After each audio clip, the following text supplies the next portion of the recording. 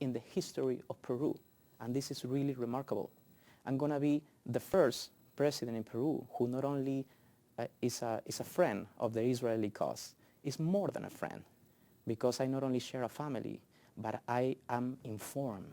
One of the problems in Latin America, Mark, nobody knows what is going on in the Middle East. And this could be a disadvantage, but also could be an opportunity. Because if you have so many countries that are neutral to what's going on, that means that if you invest a little more of time, are more negotiation, and very smart ways of getting that continent in support of the cause, you can do something really interesting. Mm-hmm. So what I'm looking here is exactly that. People who think differently and who could see, beyond their eyes and could imagine the potential that this candidacy has, not only for Peru and Latin America, but also for the causes of the Jewish community. Well, that is lovely and beautifully said, Julio. So I want to know a little bit about you personally. Mm-hmm. I mean, I've already said, and you've already said, so your wife is Jewish. Yes. You study at Georgetown, you study at Maryland. What's your own family background? Who were your mother and father? What kind of home did you grow up in, which ultimately brought you to a point in your own life where you came to the United States to do your graduate studies? Yeah. My parents came from the mountains, which is really interesting in Peru, because the mountains is generally related to poverty and to marginalization. My dad is from Cusco, the center of the power in the Inca Empire, and the family of my mom is from Cajamarca, who is the second place, the second most powerful place in the Inca Empire, Cajamarca. So those places has a very strong meaning. And what was their religious background? They were Catholic. So were you raised as a Catholic? Yes, I was raised as a Catholic, but I had a problem. What's your problem? I live in Lima.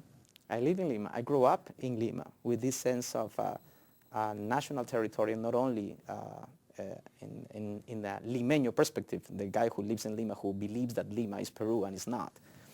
But one of the things that struck me living there is that I question almost everything since I was a child. And in my community, that is not always right. I value education since I was a boy because my father told me to do that. And this is really strange because people try just to survive and try to live, the day by day. They don't see the future.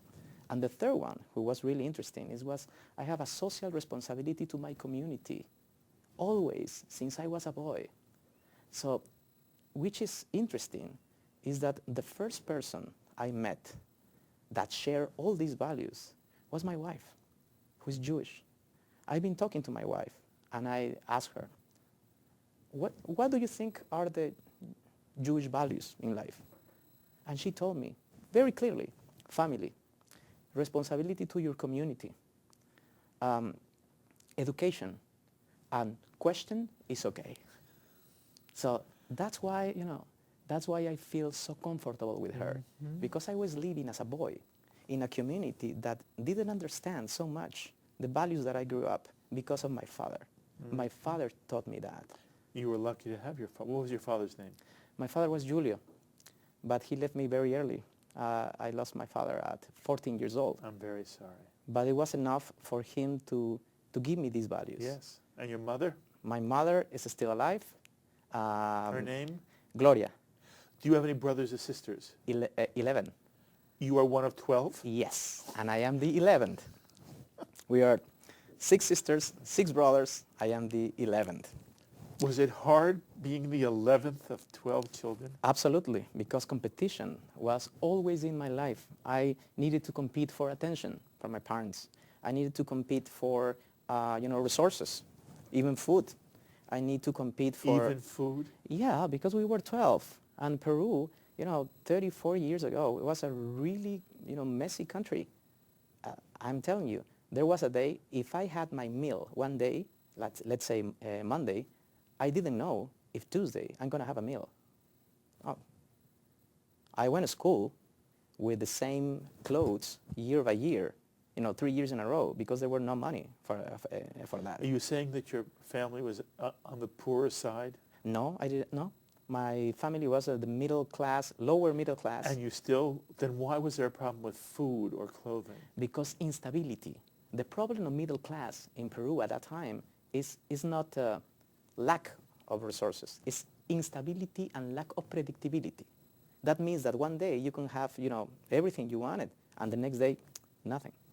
By the way, as a child, did you understand this, or did you just experience it? In my mind, I say to myself, for a child, it would make life seem somewhat frightening and unpredictable, that ultimately you now as an adult are able to analyze it. But how did you experience this as a child, Julio? Well, as a child, that made me strong. That circumstances made me strong. You have two choices in life. If you go through those experiences, you said, oh, poor of me, I am a victim of the system. And the other option is, I'm going to do something about it. And I did the second one. So I get really strong. I'm not only strong and resilient as a person, but I start to planifying everything, because planification was the only way to get out of there. So I started working at 15 years old. Once my dad passed away, I started working to put food in my family's table. And since 15 years old, I never stopped to try to reach my goals based on planification and what I want about life. So just to finish the question that you asked me about how I engage with the U.S., when I finished my high school with a scholarship because my dad passed away, I decided to be in the best universities in the world. Okay. You say you competed with your other 11 siblings. Yes. There's one child even younger than you. Who? Who's the younger child? Francisco. Francisco. Okay. One more. How many boys and girls are there? 6. 6 and 6. Either did the competition you experienced create distance between you? I wonder the extent to which the 12 of you were a bonded group. To what extent were you in some way all isolated? How was it when you were a child? How is it today? Well, it was interesting. The relationship with the oldest one was protection. I protect him.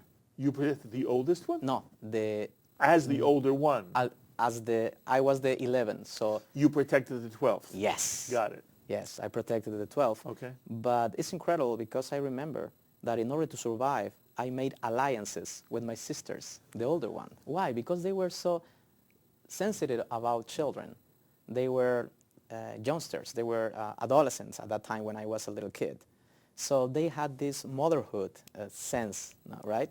So I made alliances with the 2 oldest ones. What did that mean? That means that, I was affectionate with them.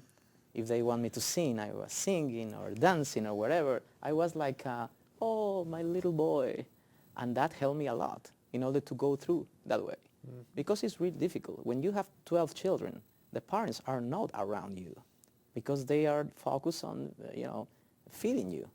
And after my dad passed away, the situation was worse, was really worse. But the dynamic on a family like that is really interesting because it shapes your personality. And it depends how you do it with that. So how did it shape your personality? It made me a very, as I told you, really, really strong because I need to deal every single day with something new and hard, made me really attentive. Were you, this is a silly phrase, but you'll understand what I mean. Did you become the man of the family after your father died? In some way, yes. What about your older brothers? Well, again, I think the situation is the same for everybody, but it depends on you. What is the choice that you take? I remember that all my siblings told me along the years that while they were doing, different kind of stuff, you were studying. Oh, Julio, after my